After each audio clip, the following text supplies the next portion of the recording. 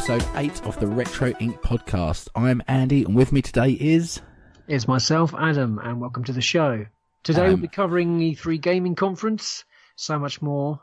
So let's get on with the show, and how's things looking for our recent uploads and downloads?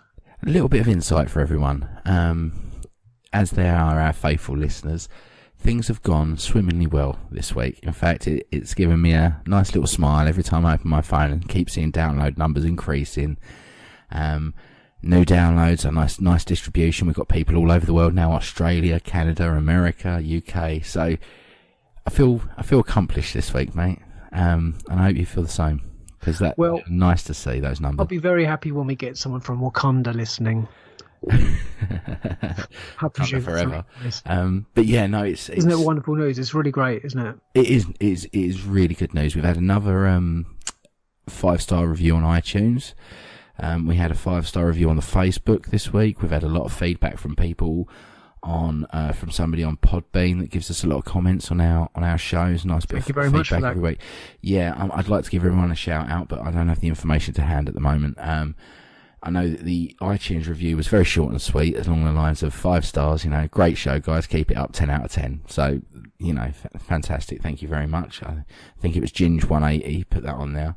There's a guy called Mark on Podbean getting in touch, and I think thank Jeremy. Thank you to Connor as well, who's been very kind and given us some fantastic feedback. Yeah, and also I think it was Jeremy put their 5-star review for us on Facebook. So indeed. Thank you very much, Jeremy. It all helps everyone. I mean, if you get 5 minutes and you're listening, 5-star reviews are very much appreciated, because it does bump us up through the rankings. It does give us more listeners. It gives us more incentive to do this every week. It does. Yes, it is hope. More inspiration. Yeah, it's fantastic, and I think we're both very enjoying it very much at the moment, and I hope you are too. So that's it for the news for that bit. I'm going to pass it over to you to get through these little bits of movie news before we go full steam ahead into E3. So, well, we have some news on Game of Thrones.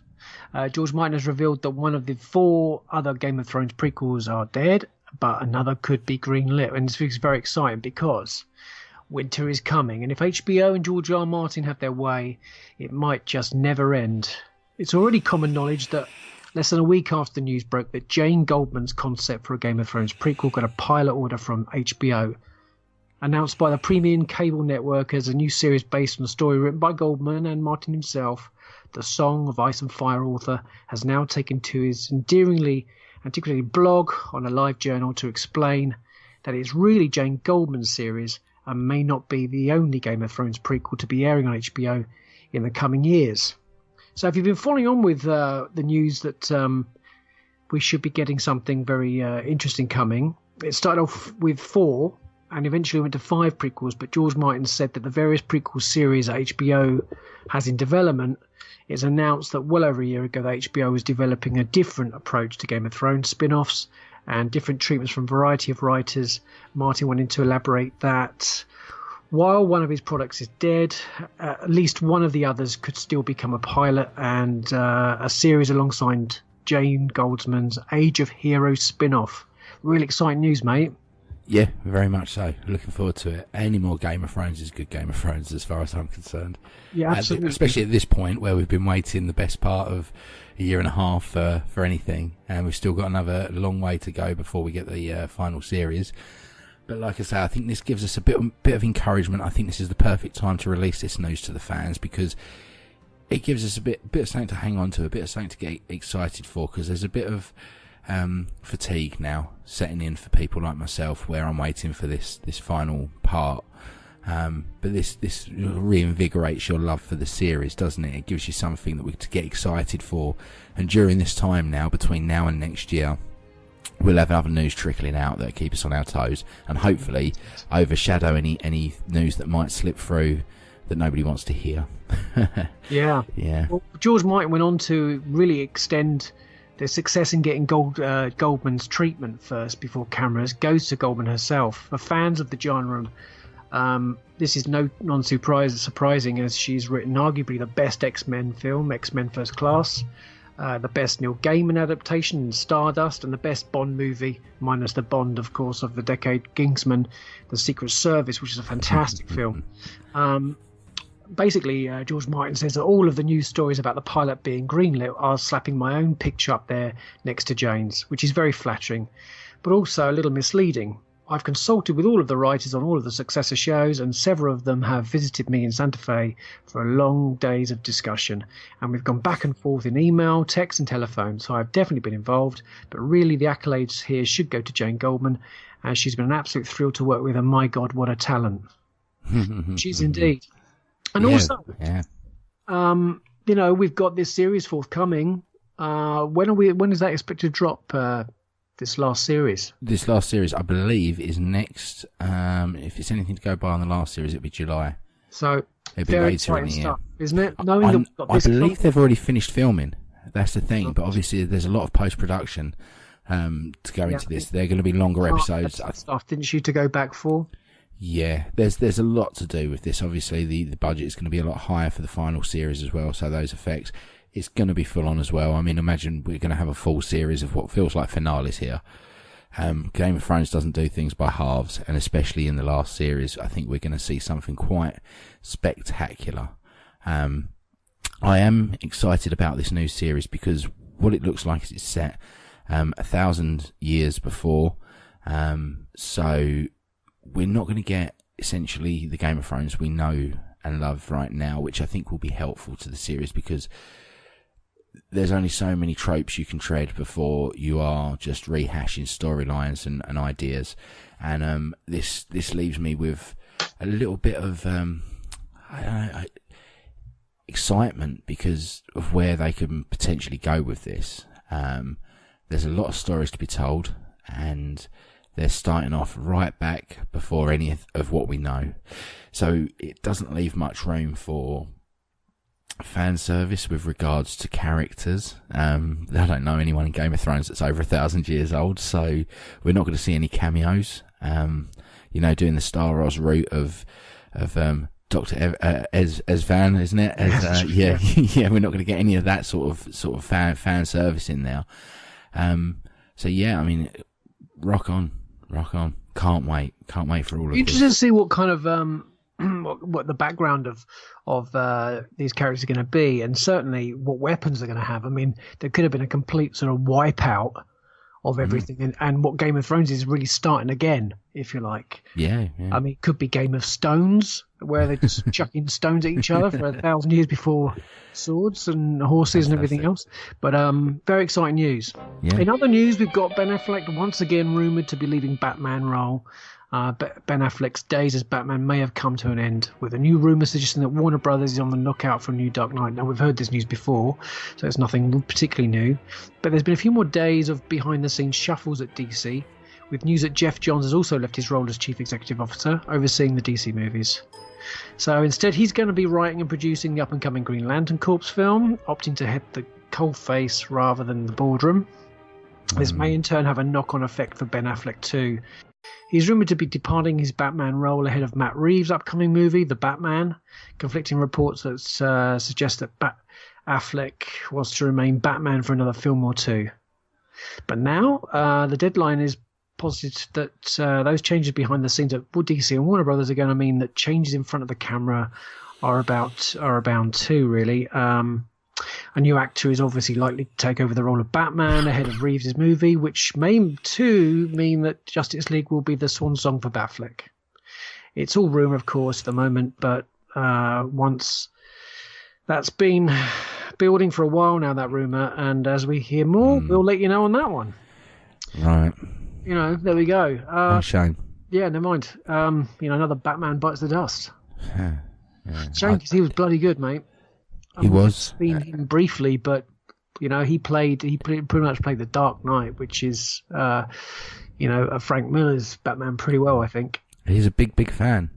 Big fan, Ben Affleck, of the character, and I think it's so sad to see someone disillusioned by that. That's like me or you getting thrown into a Star Wars movie and quitting because we didn't like the direction. We wouldn't do it. I don't think. No, and it's. They told me to put on weight and be and be a overweight X-wing pilot crashes into the Death Star. I'd do it.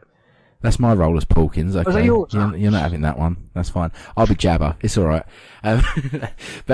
Yeah, it's a real shame. I when this DC universe started, I was defending it. I can't do that anymore. I can't physically stand there and say that they know what they're doing and they're going in the right direction, because they're really not. Well, we've heard the later news, haven't we, that there's a forthcoming in the pipeline a Joker movie, and I think that he would be great opposite. Affleck would be a great opposite him. They'd be fantastic together. Chalk and cheese, chalk and cheese is exactly what we're looking for. Yeah. Oh, they'd be great together, but we're not going to get it. Yeah. No, it's not really. Lastly, some Star Wars news, and this is really when George Lucas sold Lucasfilm to Disney in 2012. His theatrical plans for a follow-up trilogy were largely abandoned, with only various hints emerging about loose concepts for the adventures. In the book James Cameron's Story of Science Fiction, which accompanied the AMC TV special, Lucas offered hints that he had hoped to explore the series of films which have tied more directly into the Phantom Menace than the original trilogy. George Lucas explained that the next 3 Star Wars films were going to get into a more microbiotic world, but there's this world of creatures that will operate differently than we do. He called them the Wills, and the Wills are the ones who actually control the universe. They feed off the Force. If I'd have held on to the company, I would have done it, he said, but then it would have been done. Of course, a lot of fans would have hated it, just like they did the Phantom Menace and everything, but at least the whole story from beginning and end would have been told. Now, as far as I've seen, these are the first specifics George Lucas has shared about what his vision of episodes 7 to 9 would have been. This comes from an awesome companion book to James Cameron's Story of Science Fiction series.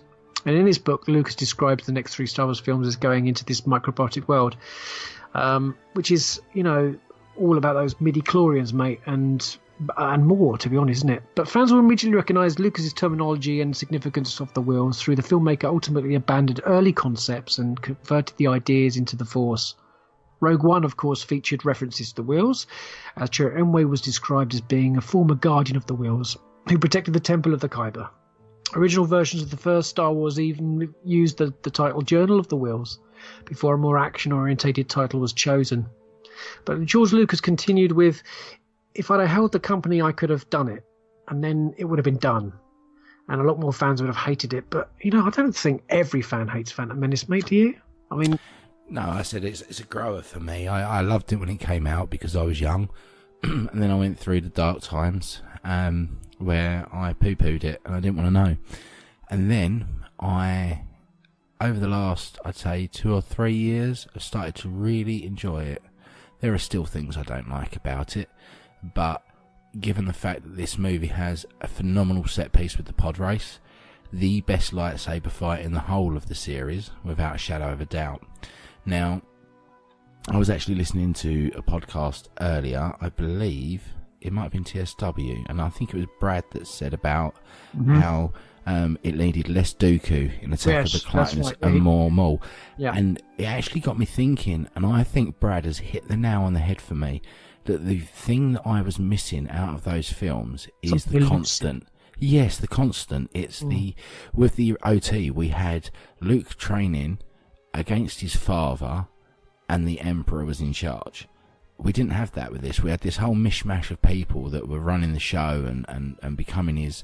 I mean, if you break it down and you think about if Maul had stayed there, the set pieces we would have got later on, we would have had Anakin facing down with Maul, and then potentially we would have had him facing him down again to take the place of the Apprentice. That's right. And that would have been phenomenal to see on screen.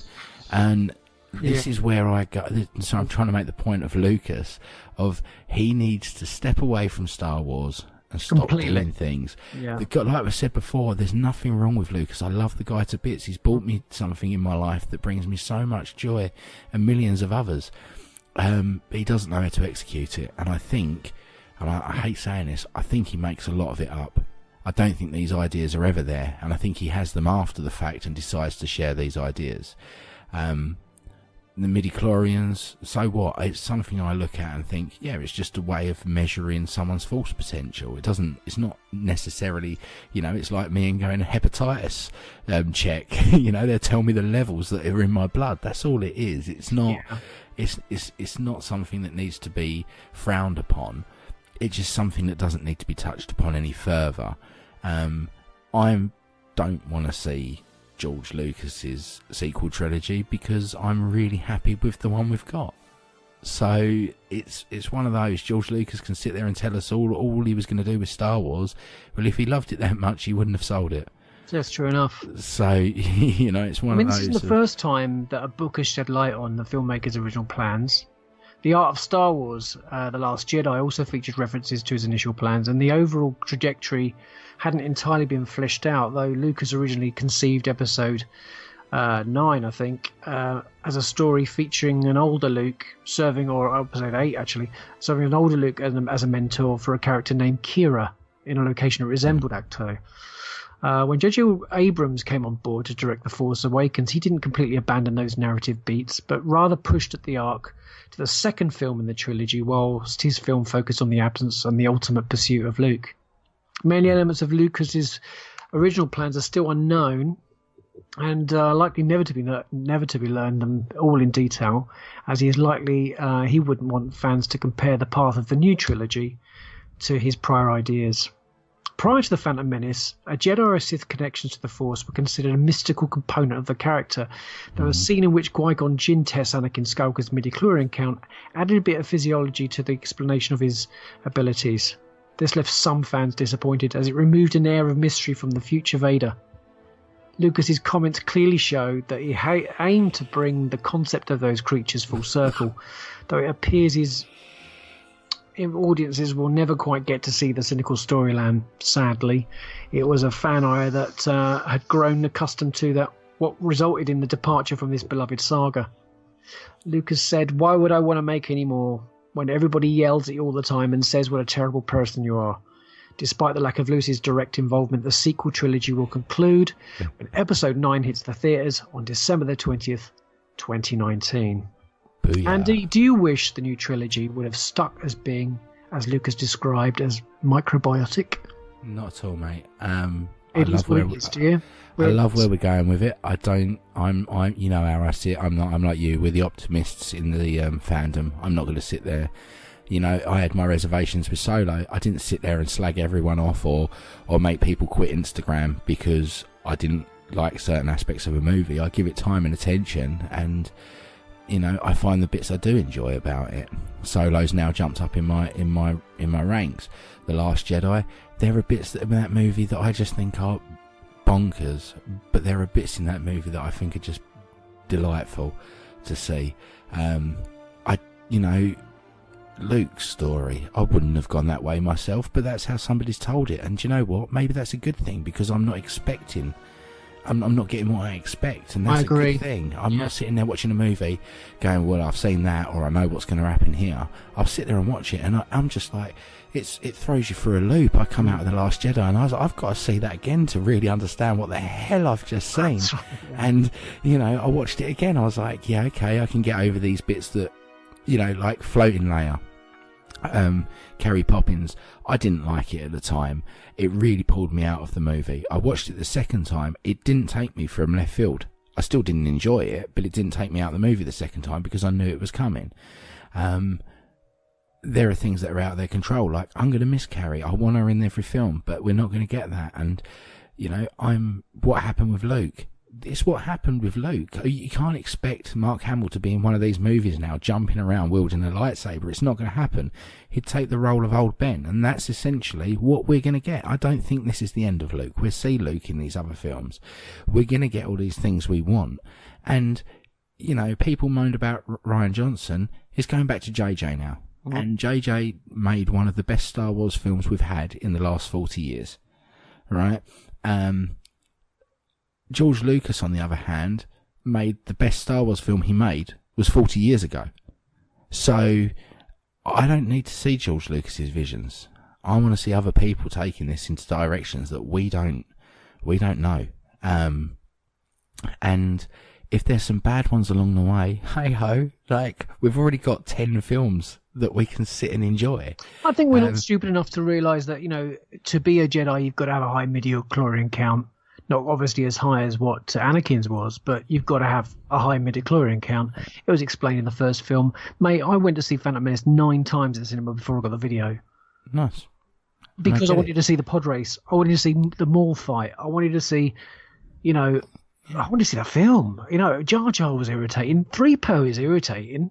Yeah, no, and this is something I look at now. I watched exactly that. I don't like 3PO. Mate, it did. Yeah. Phantom Menace didn't bother me in the slightest. Of Jar Jar, it didn't bother me in the slightest. To be honest, it's not even Jar Jar necessarily. I think it's the whole Gungan thing going on. What jars me more than anything in that movie is the Windows 95 backdrop when they're fighting in on Naboo. Yeah, it really pulls me out of it. I'm watching a live action movie that suddenly turns into a CGI fest, and not a good CGI fest. It's incredible how stuff that was very very beyond its time at the time is now very dated. Yeah. But I cried like a river when going back to Last Jedi. I cried like a river, mate, when I saw Carrie Leia leave that window. Oh my goodness, just tremendous. So before we talk E3, which is a major thing, there is one other little story which links to Disney. X-Men news. X-Men. Now this is rumblings. I saw this earlier. I don't know. Take this with a pinch of salt, wrapped in an enigma and a riddle. But Kevin Feige has apparently today mentioned that they are ready to pull the trigger on the X-Men joining the MCU. We are the future, Charles, not them. They no longer matter. Now, this isn't something I'm not at all surprised at. This is something that I have seen coming for at least the last 4 years. Back when I used to podcast a long, long time ago on a website called MGFN, I spoke about this and I said about Disney acquiring everyone. And some of it's come true and some of it's yet to happen. Now, the only thing holding them back right now, according to Feige, is Fox with saying yes. But the deals are in place. Now, we've had rumblings of the Silver Surfer turning up in the MCU with Avengers Infinity War. There was rumblings that was going to happen. Now, I'd like to see, and I think a great way of introducing this, especially as we're getting more cosmic now, is the Fantastic Four. Now, I think that would be the best way for them to do this. If they're making a deal with Fox, it doesn't just cover the X-Men, this covers the Fantastic Four. Now, who better to bridge this gap than the founding family themselves? And I think maybe we could go into Infinity War here, with something big happening at the end of Infinity War, and we call in the Fantastic Four, because Galactus may be on his way. Well, in certainly the Infinity Gauntlet comic books, they're in it, so... Exactly. If there's time to get them back introduced... Who's a bigger threat than Thanos? Absolutely. Galactus. And, maybe the Silver Surfer turns up at the end of Infinity War and everyone realises how screwed they are. Because Galactus is on his way. And, Norrin Rad and the Silver Surfer, he's one of my favourite MCU characters, Marvel characters, sorry. To see him in the MCU, for me, is very exciting, wouldn't it? Dream come true. Yeah. Especially with the direction they are going lately with the cosmic side of it. I don't see this as being a far out sort of idea. And also, I think it's something that's necessary going forward, because we are just about to leave. Is it phase 3, isn't it? Yes, we're finishing phase 3. And phase 4 is going to look very, very different. It's a totally different playing field here. We are going to lose people in Infinity War. In Avengers Part 4. We are going to lose people. And we're going to go into phase 4 with a different roster of characters. We're going to have gaps missing. We are going to have stories that need tying up, and with the potential of this happening, it just blows it out of the water. It takes 10 years of Marvel films and suddenly we're like, oh, hang on, we're not even at the best bit yet. So we'll see how this goes, see whether or not there's any legs to it, hopefully in the next sort of couple of weeks. When's D2024 or 23. Do we know when that is? Sure, the date? No. Because I wouldn't be surprised if something to do with that. But what's very exciting, we've still got Ant-Man and the Wasp. We've got another Black Panther film. Mm-hmm. We've got another Spider-Man film. So we know that we're going to get, still a huge core of Stage 3, 2, and 1 Marvel characters, and beyond that is very exciting, mate, with the Fantastic Four included. And I've always said this is the best way to revamp the X-Men series. Now, as a fan of Marvel, but not a fan of the X-Men films, I'm not a big fan. I can appreciate that Hugh Jackman is the best choice of casting in any of these movies I have seen. He is Wolverine. He's been Wolverine longer than anyone's been any other character. And I think if you was to say to Joe Public, name an actor that's been in some superhero movies, they're probably going to go, he's going to come up a lot. Now, when it comes down to recasting him, nobody is going to accept that. Now, you turn around and put somebody else as Wolverine in an Avengers movie, nobody will give a crap who is playing him. It's exactly what happened with Peter Parker as Spider-Man. Mm-hmm. Right, we just come off of a rocky history of Spider-Man movies, too many in 10 years to count. And then you go throw a young lad in the Spider-Man suit. Nobody cares who is playing that Spider-Man. All we care about is the fact that Spider-Man is standing there with the Avengers. That's and right. It was a sight to behold. Now, you go and stick someone else as Wolverine in an X-Men movie, and people will be like, oh, it's not Hugh Jackman. It doesn't feel... You go and stick someone as Wolverine standing next to Captain America and Iron Man and the Hulk, and nobody is going to give a damn who that person is. Well, if he comes back in the yellow outfit, well, we don't really see his face. It doesn't matter who the actor is. Exactly. With Grant Morrison's new X-Men, which we've seen in the Deadpool films, it's very exciting, mate. We don't even have to have, a lot of those guys that were in the X-Men movies before in this because we've got the new X-Men. Mm-hmm. So it's a very exciting news. I think this as well. This all comes down to whether or not Disney actually acquire Fox. I know the deals are in place for that, and it's coming down to voting.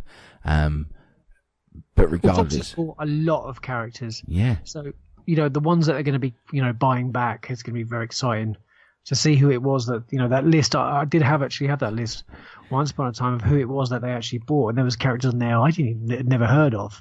And then once I started buying omnibuses and seeing those characters featured, I was like, wow, this would realise the gravitas as well of some of those characters. Huge universe. I mean, it's a huge universe, and so with Marvel has got another 10 years plus if they can churn out what they're doing now, which is 2 to 3 films a year. Yeah, and also the other thing I look at here as well is the fact that Mutants is owned by Fox. That's what it is. That's right. They use the term Fox. Now, obviously, how at this point do you explain them away in the modern films, because we haven't had them for the last sort of 12 years. However, with what the events of Infinity War, I think that's a great way to shoehorn that in. Yeah, not just a lot of things can Incubans. change. Yeah, a lot of things can change over that because of this, and even the timeline could potentially change, and mutants could have been around all the time as far as that was concerned. I'm looking forward to seeing Captain Britain, which I think is Jude Law's shown an interest in. Union Jack is another fantastic character, which I'd love to see come into the MCU. I mean, he's been he's had a couple of fights. Captain Britain's had a couple of fights with Spider-Man. So again, that whole franchise can go off in a very different way. It's very exciting. So, before we talk E3, there's a little news on the old retro gaming front that Space Invaders, the arcade classic, hits 40 years old this week. It was the arcade game that shook up the entire industry, and it's a seminal space arcade game which has never been beaten, to be honest. The eerie thump-thump of the aliens' movements across they jerk back and forth across the screen, the bases that slowly crumble as they're battered by laser blasts from both aliens and the player, the siren call of the UFOs that occasionally streaked across the top of the player are just begging to be shut down for bonus points. Such are the sights and sounds of Space Invaders, not to mention the sensation of the gnawing dread as those last few aliens gather speed, that the 1978 video game has long since acquired classic status. I don't think I'm aware of this game. Sorry, mate. What's this? I'll explain the rules and stuff. Right, okay. Can I get this in game? Is it available? I'll have a look. I don't think it is in game, which is a great shame, mate, isn't it? The design of its aliens and its simple sound effects, all low murmurs and pew-pew lasers, are part of our popular culture, whilst the game as a whole now has its own legends attached to it. So you may have heard how Space Invaders was so popular that it sparked a coin shortage in Japan because players were throwing so much of their spare change into machines. You may have also read that its creator originally considered a military or Wild West theme before he set on invading aliens, partly thanks to an advert of popular sci-fi properties like Space Battleship Yamato and Star Wars. What's in danger of being overlooked, though, is just how brilliant the design of Space Invaders is and how ingenious its creator was in building it. To truly understand the genius of Space Invaders creator, Tomoshiro Nikado, consider another game he worked on early in the 1970s. It was called Skyfighter 2. And it was one of the several mechanical games that Nishado made before Pong kicked off the early electronic video game era. Porg. Oh my god, it stole my brain there. Like Space Invaders, Skyfighter 2 was a shooting game, albeit though that relays mechanics rather than integrate circuits and computer programs. Mate, you weren't an arcade guy, were you? I don't think. I was, but we didn't have. By the time I started getting into this sort of thing, arcades were dying out. Did you ever get to play Breakout?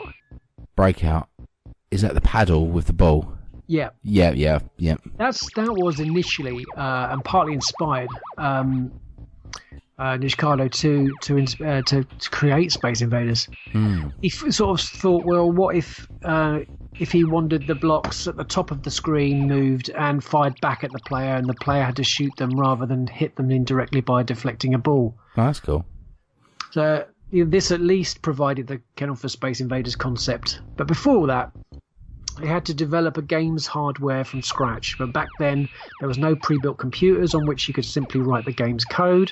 Instead, he spent around 6 months selecting the microchips that would form Space Invaders' custom hardware. Then came a further 4 months of programming as he created all the graphics, sounds and alien AI almost entirely by himself. It was originally called Space Monster. The game was changed to Space Invaders and then Space Invader and then to Space Invaders. Man, I played this game as both stand-up and the sit-down on the table. And, you needed a quid. It was so hard. And there were some little bits and pieces that were in that game that made it easier. Staff members within Taito loved playing Space Invaders in the offices, but the general fear amongst the bosses and amusement arcade owners was that it was just simply too difficult, and I certainly found it extremely difficult and frustrating. With the aliens shooting back at the player and the game ending where the invaders reached the bottom of the screen, the assumption was that its steep learning curve would prove far too off-putting. But what nobody could have reckoned on, even the creator himself seemingly, was that players would devise their own strategies for improving their chances in Space Invaders, and he studied the game for exploits in its programming. Nishikado hadn't, for example, reckoned on players discovering that the UFO which provided precious bonus points was triggered by how many shots the player fired. Once players figured this out, the pattern became predictable, making the UFO's appearance relatively simple to anticipate. Nor as Nishikado predicted that players would exploit a bug where the bottom row of invaders would fire at the player if they were directly above his or her ship. Now, I think 150,000 was probably some of the most highest scores that were achieved. Now, I don't remember anybody getting as high a score as 150,000. Now, that might mean a lot to anybody. in the way we play games now. It's not really a points exercise. It's more about credits and getting extra guns and. It's all about spending 30 quid on microtransactions for something aesthetic, isn't it? Absolutely. But it's still an incredibly important machine. And rival companies clamour to produce their own direct clones or similar shooters that rival its ideas. Indeed, it's remarkable to see how rapid arcade games evolved in the late 70s and early 80s, from monochrome screen Space Invaders via the full colour spots of Namco's Galaxians and Galaga. I don't know if you played those again, mate, those two games. Oh, yeah. I mean, they're very, very addictive, and we don't really have very much available now, apart from there's a few little games, I think, on the app stores that have got that. But I would like to see much more of that on PS4 and Xbox, more of those type of shoot 'em ups, because they're incredibly addictive, and there's the real sort of sense of achievement when you finish a level. Yeah. But Space Invaders was far from the first arcade game. It was undoubtedly the catalyst for what would become a golden age of video gaming, and without it, we'd never would have such hits as Pac-Man or Donkey Kong, and more fundamentally, the Japanese video game industry may not have even started quite so early or flourished quite so vibrantly. Although Nishiki Gado continued to work in video games for years after Space Invaders, he never had the chance to be quite so hands-on with the game's design and development. Unlike so many Japanese creators of his generation, was forced to live in a relatively quiet life after his video game captured the zeitgeist. So 40 years ago, mate, Space Invaders emerged in a flash of design and programming ingenuity. And I think we should just give it a little round of applause for being what it actually is, which is one of the greatest games ever created. And on now to this week's E3 conference. Well, over to you, my friend. Gee whiz, what an E3, man. It has been relentless. I know we are right now in the twilight years of all these consoles. The life cycle of the PlayStation 3 and the Xbox One only has a couple of years left in it. But that is the best time for the games. And if this E3 is anything to go by, it is going to be one of the best twilight years for any console. So we're 2-3 days down on this conference. How long have we got left till it's finished? I think it's nearly done. I think all the big news is out. I don't think, unless somebody throws a curveball, that's it. It's done. Now I'm a little bit disappointed that we never saw anything from Fable, but then I'm thinking maybe it's a little bit too early for Playground and Microsoft to announce anything now. I was surprised we didn't even get a title card, to be honest with you, just the word Fable come up. But like I say, it may still happen. But then this may be something that they hold back for another day and just release it. And I mean, there's nothing gets the internet going mental than something like that. And they had enough. There are some notable choices out of here. I can't go through them all. I literally have a list with probably at least 200 games on it that got announced here, or some games that we already know about and they've shown more on. Now, there is one thing I do want to point out before we get into the nitty-gritty. If anyone has PlayStation Plus, to get onto that store right now and go and download Call of Duty Black Ops 3, because Activision decided to make it free for everyone with a PlayStation Plus account, because when Call of Duty 4 Black Ops 4 comes out this year, some of the maps will be used in Call of Duty Black Ops 4. So as a good little game, I went straight on my phone while I was out, and I put it onto my download queue, and lo and behold, I came home last night and the PlayStation Store was down, because I think it got inundated with people doing so. But there's a nice little game there. It's a very good little game. And obviously now the lobbies will be full up because they're giving it away for free. So go out and get that. Now back to E3. There is one publisher here that I think bought their A game and knocked it out of the park, and that is Bethesda. Bethesda's E3 was something pretty special. Now, this is coming from a publisher that only over the last couple of years has actually really attended E3 and done anything big. They always there. They never really have a booth. They never really had any part on the stage. They just trickled their games through. Or they might have, used Sony's conference to release their game. But this year, Bethesda came, and they came in hard. We got a new trailer for The Elder Scrolls 6. Now, I'll be honest, if there was any game that I would have said, no, they won't show that, and that would have been The Elder Scrolls 6. We didn't see anything. We got a nice little vignette of some beautiful lush fields with the Elder Scrolls 6 logo. I think that was really reaffirming the fact that this isn't Skyrim 2, which everyone thought was going to be the one. Because it has become... The name Skyrim has become synonymous with the brand now, and I think a lot of people, I even did it myself, nearly called it Skyrim, and I've been playing these games since Daggerfall and Arena, back in DOS and that. So, Morrowind I was a great lover of, and if there was any game that I want more than anything, it would be another Elder Scrolls, and if there was anything I didn't think was going to be there, and that would have been the Elder Scrolls, and man, I was wrong. Now, this doesn't mean it's coming anytime soon. I don't think. I think this means we are going to be looking at Elder Scrolls maybe as one of the final games on this console, maybe 2019, end of 2019, coming into start of Q1 2020, I would imagine. And that will almost do what GTA did, GTA 5, and that's bridge the gap between the two and maybe be re-released on the PlayStation 5 and the Xbox 2 or whatever you're going to call it. I am so excited for this because have you ever played Skyrim? No, mate. It is by far one of the greatest things ever made. It may not be your favourite game, but there's no denying the scope, the complexity and the depth of that is something that is unrivaled.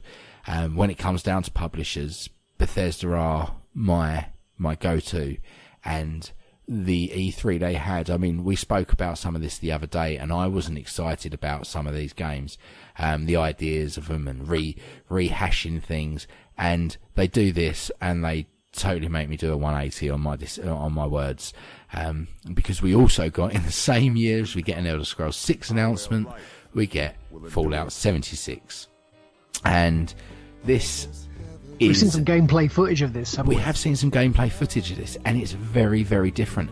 And this is exactly what I was talking to you about. I don't want to see rehashes of things. I want to see something new.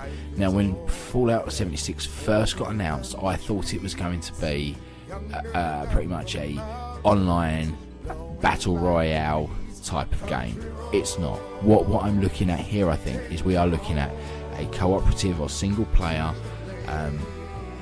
dynamic world in which we can all join in, create bases. It's a survival game, and it looks mad.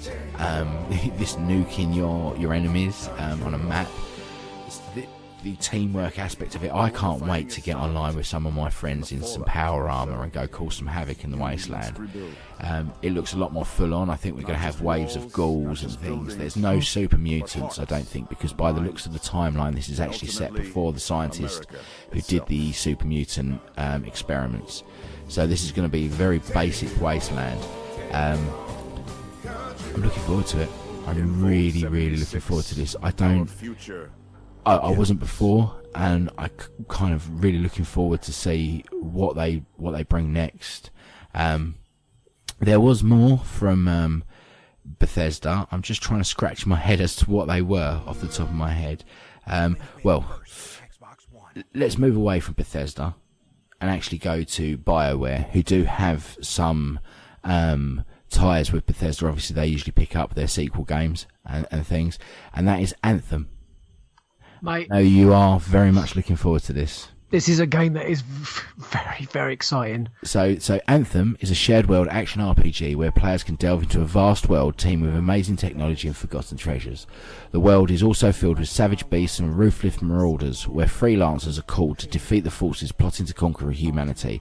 Up to 4 friends can unravel the world's mysteries and take on its most fearsome challenges together. Shared danger means shared glory, and successful freelancers will all be richly rewarded with successful exploits. Throughout their adventures, players can outfit their freelancers with powerful javelin exosuits, each of which are equipped with unique weapons and abilities. Players can also customise their javelin with gear that they earn and craft throughout the adventure and leave a lasting mark on the world. How cool does that sound? Well, so far, just not just the trailer of this game, but the gameplay looks so Overwatch, so Titanfall. It's got a little bit of Fortnite chucked in there with the crafting. Well, this to me looks like someone got Mass Effect. Mass Effect as well, chucked it all in. All in a thing, mixed it up together, and I hope that it comes out as well as it should. Well, from what we've seen, it just looks incredible. And there's 2 versions available for Xbox. You're going to get the Anthem Standard Edition, which is going to be $53.99. That's with the EA access. And you're going to get the Legend of the Dawn Edition of Anthem, and that's going to be $71.99. So that obviously includes all the characters, but let's face it, we like to play and earn this stuff. Very, very exciting, mate. Very exciting. It looks superb, and I cannot wait for that to be released. That's available now on pre-order on the Microsoft Store. Yeah. What else is tickling your fancy there, mate? Well, that is also, as I say, it's being developed by BioWare, but it's being published by EA. Now, EA also, what am I looking at here? Sorry, I'm just going through my notes, and there's so many things here. I'm kind of getting myself a little bit mixed up. Hang on. We're gonna skip EA, sorry for a second, and we're gonna go to Ubisoft with Assassin's Creed Odyssey. Now, this got slightly leaked beforehand, as most Assassin's Creed games do. This is based in Roman times, isn't it? This game. It is. Now, this is set in ancient Greece. Assassin's Creed Odyssey is the next game in the popular historical fiction action series, following up on Assassin's Creed Origins. Well, no, it's not. It's actually set 400 years before. Which to me makes no sense whatsoever. I think it's this game's got a lot more RPG elements to it. There's a lot more customization, and essentially you aren't really playing an assassin, because this is before the Assassin's thing. So I'm a little bit put out that they could have gone in so many other directions. Given we've just had Origins, there was a lot more stories to tell following on from that, and I'm not annoyed, but they took a gap year to reinvigorate the series, and then they've come straight out with this. Now, it looks great, it looks beautiful, but honestly I think they should have just dropped the Assassin's Creed bit. Do you? Yeah, I think Ubisoft should have turned around and gone, let's call this something else, let's make it a new IP and see where we go with it. Because, let's be honest, Assassin's Creeds are very much, in my eyes, like the Far Cry's of the world. They're great games, but they're just more of the same. We reskin it, we redo it, and we give it a new story. But the gameplay is pretty much the same, it's standard. I do like the idea, though. Let me just read the resume of this game. Go. Master your fate in Assassin's Creed Odyssey. From outcast to living legend, embark on an odyssey to uncover the secrets of your past and to change the fate of ancient Greece. Travel to ancient Greece, from lush, vibrant forests to volcanic islands and bustling cities. Start a journey of exploration and encounters in a world-torn world shaped by gods and men. This is a bit that I find quite exciting. Forge your legend. Your decision will impact how your odyssey unfolds.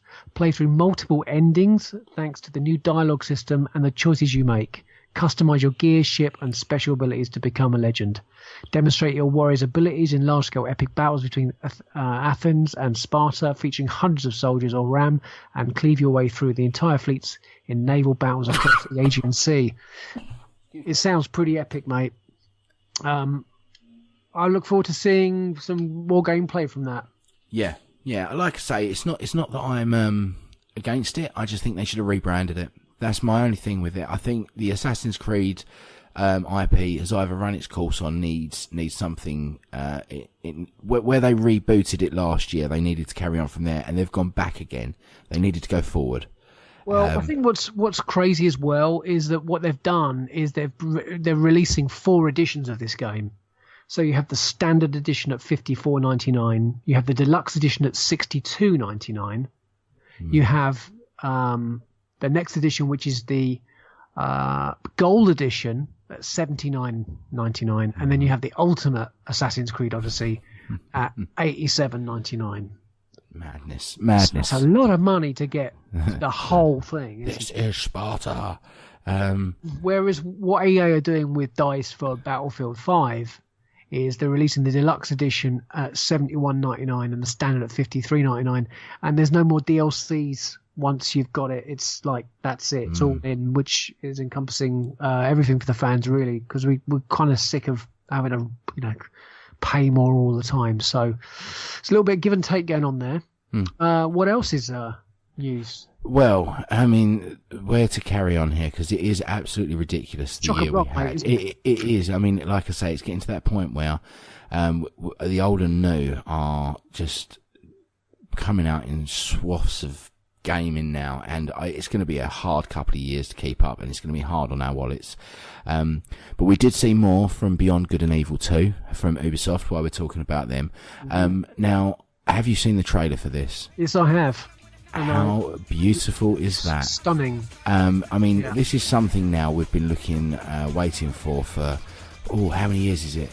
It's got to be well over 15 years at least, minimum. Yeah, I was actually looking up to see when the last release was, and it was quite some time ago. But I mean, Beyond Good and Journey to System 3 and Beyond Good and Evil 2, the prequel to one of Ubisoft's most beloved games, fight alongside unforgettable characters in a stunning new solar system as you struggle for freedom and the right to determine your own fate among the stars. Play the adventure by yourself or with friends in a vast and seamless online playground. Now, to me, this almost sounds like what was that game that came out last year? The space exploration one that everyone was going on about, and it never made anything. No Man's Land. Yes. No Man's Sky. Sorry. Yeah, it sounds almost similar to that. A seamless online playground where we get to fight together or alone. This looks beautiful. I mean, if the cutscenes and the video we got are anything to go by, this is going to be something else. This really is going to be something else to watch and to play. So I'll look forward to that. Again, it's one of those that we've been waiting a long time. This got first teased, I think it was 2015 at E3. So we'll see when and where this comes along. And talking of games that are a long time in development and are a long time coming, is one for me that, if anything makes me love this generation of gaming, it will be Death Stranding. Okay, now Hideo Kojima is not only someone that I respect, it's someone I idolise. This guy has made a career out of creating some of the greatest games that have ever graced our screens, not through just gameplay, but also through just intelligent game making. Some of the choices he done. I don't know if you ever played Metal Gear Solid on the PlayStation 1, where you fight Psycho Mantis and you have to unplug the controller. I mean, that's breaking the fourth wall, man. That is something else when you're developing a game. And obviously it was sad to see the departure from Konami, and not only the departure but the toxic way in which it happened. It was sad to see a relationship such as theirs break down, and it was almost like a nasty breakup, a nasty marriage breakup, where shots were fired online, lawsuits were taken out, and it's horrible to see that for people to work together so closely over the years, and also for Kojima to lose his property in which he created with Metal Gear Solid. And to see also what Konami have been doing with Metal Gear since he's not there anymore with Metal Gear Survive.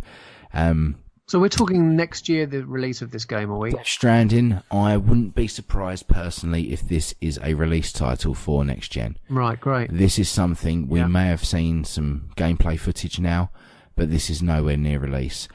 So just a recap, this is developed by Kojima Productions, and it's going to be published by Sony Computer Entertainment. Now, I've heard some stories about Kojima's studio in Japan, and it's mental. You go in through a white corridor that's all illuminated, ceilings, floors, walls, and there's a big Ludens, I don't know if you ever saw the original concept art for Death Stranding, but there was a giant astronaut looking thing that stands there about 8 foot tall in the hallway, and Kojima's got this way of approaching games where when he first built this studio, he spent a year traveling the world looking for artists, writers, and and creators of all different paths. There was most of the people that are working at Konami at the moment, with Kojima Productions, are not actually game developers, which I think is fantastic. I mean, like I say, this guy has always thought outside of the box, especially with gameplay.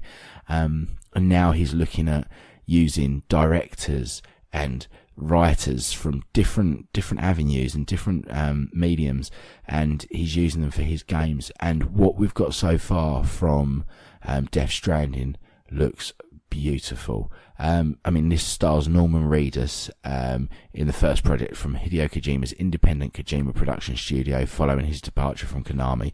Produced in association with Sony Computer Entertainment, it's planned for release on the PlayStation 4 and PC platforms. Don't believe any of that, because I really don't think this is PS4. Okay, you'll see this online. I think this is a long way off. We've got Norman Reedus in the starring role. We've got a wonderful Mads Mikkelsen in it. We've had Guillermo del Toro has made an appearance as one of the characters.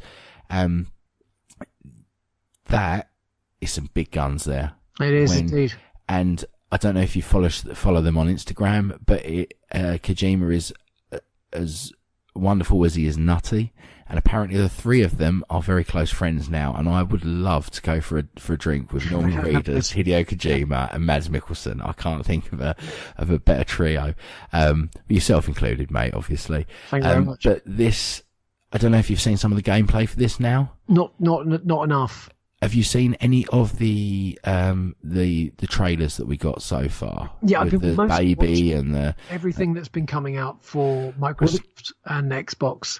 I was leaving most of the PS stuff to yourself, and what's coming out forthcoming for PlayStation gamers. Well, there's another one coming for PlayStation here. It's developed by Sucker Punch, who are a great studio. It's Ghost of Tsushima. I'm not a Japanese culture fan. I'm not into anime. I'm not into Japanese martial arts movies. There have been one or two things over the years that have tickled my fancy. I really enjoyed Jade Empire. But Ghost of Tsushima is a sprawling open world samurai game set in feudal Japan.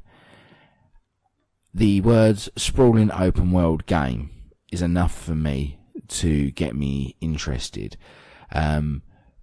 Seeing the graphics, it's beautiful scenery. It is stunning. And I saw the first part of the gaming where you have this samurai with his very large brim hat, and these guys are attacking him.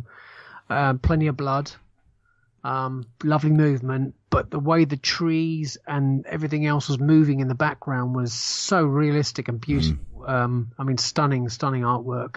I mean, this is what I mean about the part of the twilight years here with these systems. You'll always find that we're getting to this point now where developers are 100% capable of using these to their full capability. When they first get a new dev kit, they start using it. They find new tricks, new ways of doing things, how to use the RAM better. And then when we get to this point, 5, 6, 7 years down the line, they know these dev kits like the back of their hands, and they know every little trick in the world to make these things look beautiful. And things like Ghost of Tsushima, and I know full well that Elder Scrolls 6 will be one of these, will use it to its full capability. Now, no doubt, if Elder Scrolls 6 does come out on the PlayStation 4, my one will probably blow up, because every time I put anything of high graphic intensity in there, it starts to whir. And but for Elder Scrolls, I'll go buy a new one. So I'm not too bothered there. So what other big game news is there for PS owners? Well, there's loads, mate. I mean, we've got Just Cause 4 coming out by Avalanche Studios. Mm-hmm. Now, this is like I say with the Far Cry's and things. This is more of the same. This is Rico Rodriguez returns with his trademark parachute wingsuit and, of course, his grapple hook, now enhanced with new functionality and fully customizable. Right. Now, this is set in a place in a fictional South American world of Solace. Okay? Yeah. Now, the thing that actually gets me here is Just Cause 4 takes this series' incredible destruction and unique physics to a whole new level with the introduction of tornadoes and other extreme weather events. Solace has 4 distinct biomes: rainforest, grasslands, alpine and desert, with each biome offering its own individual fully simulated weather event Players will have a truly unique experience as they traverse this deep, diverse world. That's something that gaming doesn't do enough of, is weather effects. I want to see this really be pushed to the max. Because of the world of Just Cause, it can be crazy. We can have 10 tornadoes in an hour, because why not? Because it's Just Cause. I want to see Rico getting sucked up into that tornado in a wingsuit. I want to see blizzards. I want to see dust storms in the desert. It's going to be great. The thing with Rico is he has such great kit. I mean, he's got his Scorpion muscle car, he's got his assault buggy, and he's got his explosive rifle, which I mean, that's a force he reckons with, and he's got that armed up. He's got his Scorpion wingsuit and his Scorpion parachute. And don't forget the most important one of all, his badass attitude. Yeah, man. It's a cracking game. I really enjoyed the third one. It was really, really good. Red Dead Redemption 2. Are you a fan of that game? I am. I was a fan of Red Dead, yes. But for me, this is actually a good little segue here, my friend, because I was just about to talk about another game coming. Red Dead to me is a reskin of GTA. Mm-hmm. Now, that's the layman's term of putting it, and I'm not lambasting Red Dead here for anything, because it's GTA with cowboys, isn't it? Really? It's GTA with cowboys, and that's what you get from Rockstar. Now, there has been one of the things I was looking forward to most of seeing, not just this year's E3, but for about the last 4 or 5 since it got teased originally, was Cyberpunk. Okay, Cyberpunk 2077. Now, let's just hope that this game lives up to the hype. And from what we've seen of the not in-game graphics, yeah. See, aesthetically, it looks beautiful. CD Projekt Red, I have all the faith in the world for after The Witcher. However, there has been some backlash with what we've seen here about it being too much set in the daytime. But then again, I'm sure in the Blade Runner world there was a daytime. It was mostly shot at night because it looks better. And raining. And raining. I'm sure there were sunny days. But it's also been a bit dragged through the mud saying this is just a GTA clone. Now, that is a valid argument if it's not a very good clone. If this takes the core elements of a Grand Theft Auto franchise, raises that bar and gives you some RPG elements to go with it, then I'm all in. Yeah, absolutely. I'm totally with you there, mate. Don't see how that is a bad thing. Now, 2077 looks absolutely stunning. Daylight or not, everything I've seen so far. It's awesome, doesn't it? Yeah, and more than anything, I was so glad to see this here this year, because with games like this and projects like this, they can easily be discarded of. Yeah. You know, it's costing too much money, it's taking too much time, it's lost its vision.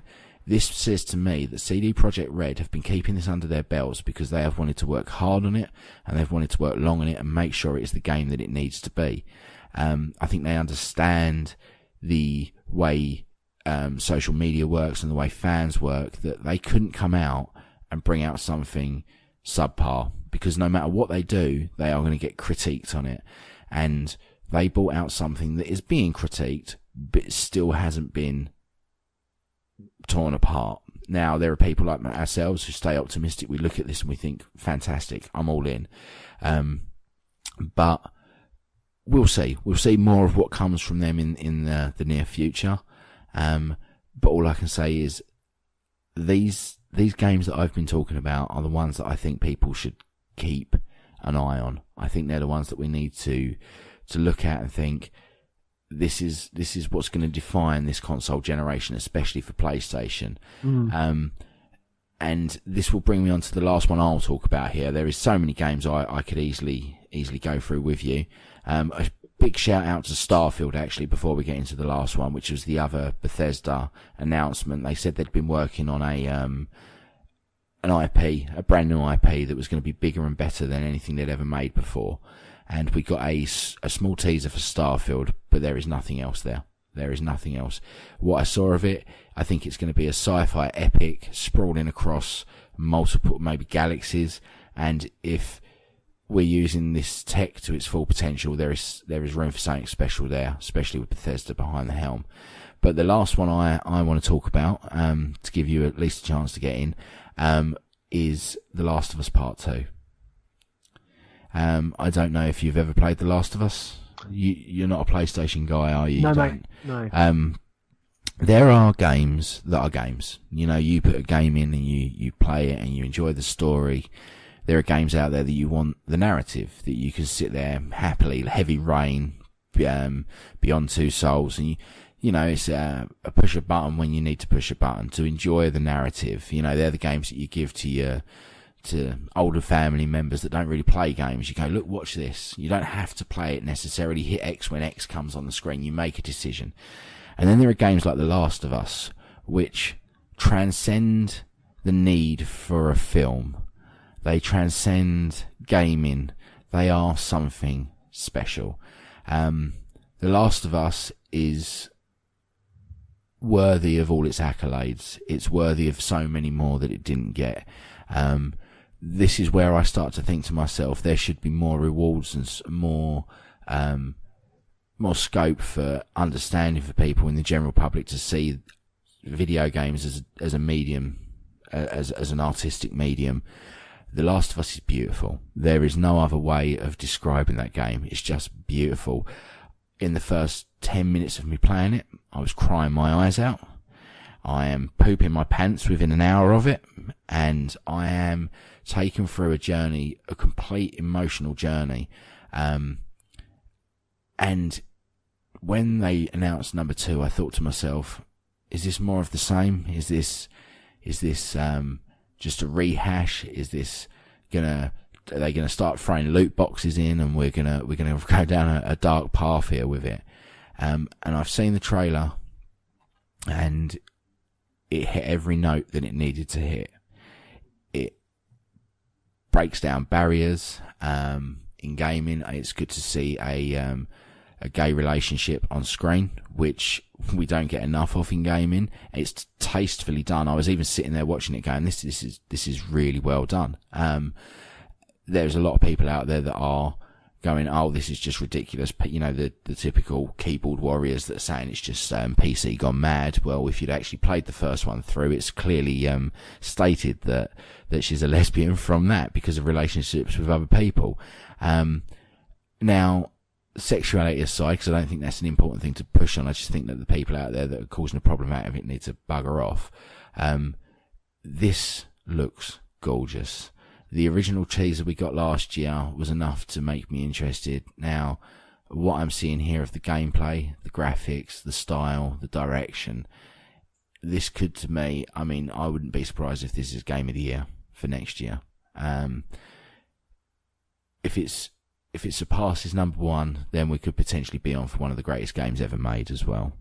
Storytelling wise, The Last of Us is something else, and it would be so up your street, mate. I wish you had a PlayStation just to play The Last of Us, because you would love it. Yeah. Well, the game that actually excited most fans of Xbox was the announcement that we have not just a possible new Xbox console, which could come as early as 2020, if rumours are believed, and the rumours around E3 were that's the date they're looking at. But while we're waiting, the company that would be about right. This is the probably thing would be, for life cycle wise. I mean, we're talking that about 2020, 21. You know, it's not. Yeah. It's very likely that date is almost spot on. But the company has got a brand new Halo. The Hitbox Xbox action series starring the superhuman Master Chief is in his latest adventure to save the galaxy and was teased on Sunday during the company's press conference. Microsoft's head of Xbox, Phil Spencer, said it was the character's greatest adventure yet, though the company didn't say much more than that, nor when it will be released. The game will be called Halo Infinite. Now, we did see a very small piece of footage of the graphics and how that looks. But after the new Halo Infinite was announced, the new Halo was just the tip of the spear. They also brought announcement on some 50 new games and 20 exclusives designed to show the world that Xbox is the game device to buy, even if it's not the most popular. To emphasize that, the company wowed attendees at the Microsoft Theater in downtown Los Angeles with a series of announcements about plans for its most popular franchises, including Gears of War, which is a great space shooting epic, and its hit Cuphead with its new film mode character, and the Ori adventure games. And if that's not enough, Microsoft also dropped hints about its next Xbox console, saying teams are more deep into architecting the next device. They didn't give a timetable for a release exactly for when the device will come, but it is codenamed Scarlet and hopefully will land in 2020. Although Microsoft have declined to comment. It's also building a new streaming service designed to allow gamers to play on Xbox, PC, or phone. And head of Xbox said that the world of gaming is in its historic growth path. It's in its significant moment. We're constantly challenging ourselves to where we can take the gaming next. But the message throughout all of it was that Microsoft wants fans to know it hears them. The company has been criticized for its lack of compelling and exclusive new games, something Nintendo and Sony have also been successful at the past few years. The top recently released games list includes Sony's God of War epic and Nintendo's update for Donkey Kong. While Microsoft does have some very popular exclusive games of its own, such as Halo and the Gears of War, the criticism has grown louder. But listening to the fans is about how important exclusive games is really important to them, said the corporation vice president of Xbox.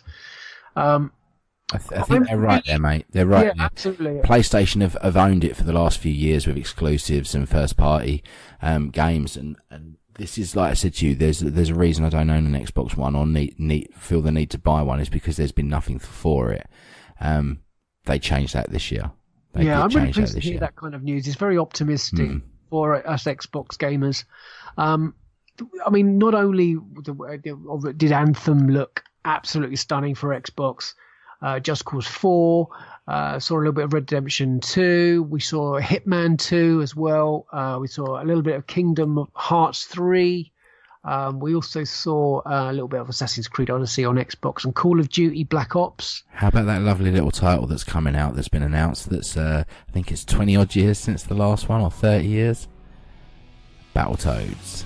Oh, that fantastic hit of a game. Battlefield 5, of course. We've got Lego DC Supervillains. We've also got the incredible Forza Horizon 4, this time based in the UK. So, that'll be a frantic game.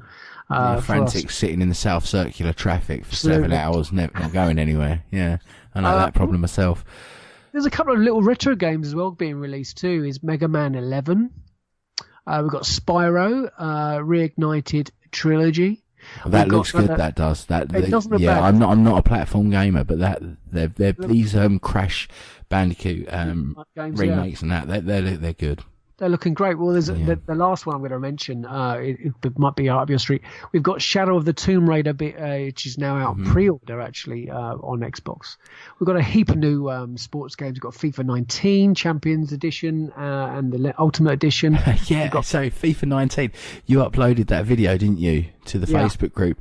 And I kept seeing the JPEG for it, the picture. I thought it was real. I thought it was just a photo they'd used, and it was a video that they'd used. Incredible, isn't it? Yeah, and then I was like looking at it, I was like, they're rendered. They're not real people. That's wow, that's absolutely amazing. We've got Pre-Evo as well, Pre-Evo Evolution Soccer. We've got NBA 2K19 as well. What else did we saw? We saw Strange Brigade. We've got Madden 19 if you're in NFL. We Happy Few looks a very odd. Oh, that looks beautiful, that game. I can't wait. Doesn't it look great, man? Yeah. We've got Hyper Universe, Ultimate Hyper Universe, which looks like a real kind of DC Marvel-y type game. We've got Overcooked 2, which is for the little ones, and Incredibles, Lego Incredibles. Harold Halibut. Indeed. Shining Resonance, which is a anime game. We've got The Crew 2, I don't know if you played that. We've got Crash Bandicoot, Insane Trilogy coming to Xbox and probably PS4. That's something, isn't it? Getting that game on an Xbox, because I know this is developed by someone else. Naughty Dog obviously passed it on to them, and they've rebuilt it, so the publishing rights can go to anyone. The release rights can go to anyone. But for years, Crash was a PlayStation mascot.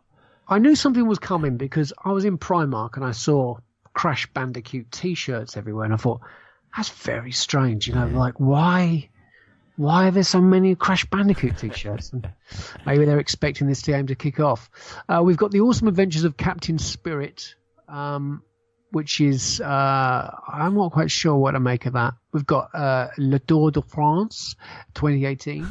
We've got Nier Automata. Nier Automata, yeah. Yeah, and we've got Bomberman.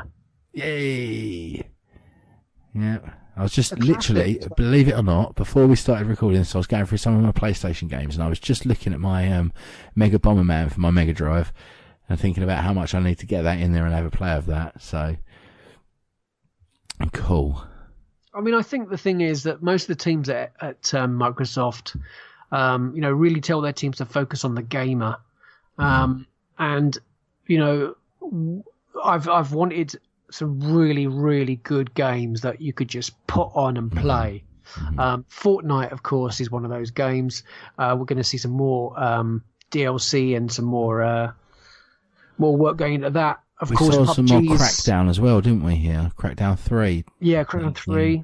And I so far what I've seen from E3 has been very exciting. I think what's happening in the. They had a great year, Microsoft, but I honestly do believe that if they'd have thrown Fable into this mix, they would have owned E3. I don't think either system did. I think both of them did extremely well. I honestly believe that Bethesda made this show theirs. With those titles, we're talking some of the biggest games that are coming in the next few years, and it's all Bethesda. Yeah. So, but there was another one you missed out. There was the lovely little Gears game that is only coming to iOS. Yes. Gears Pop. Wait, that's Gears Pop. A Funko Pop Gears game. Yeah, that looks great, doesn't it? I think we mentioned that off air, didn't we, last week? I think we were talking about it. That does look fantastic. And I look forward to seeing some more footage of that game.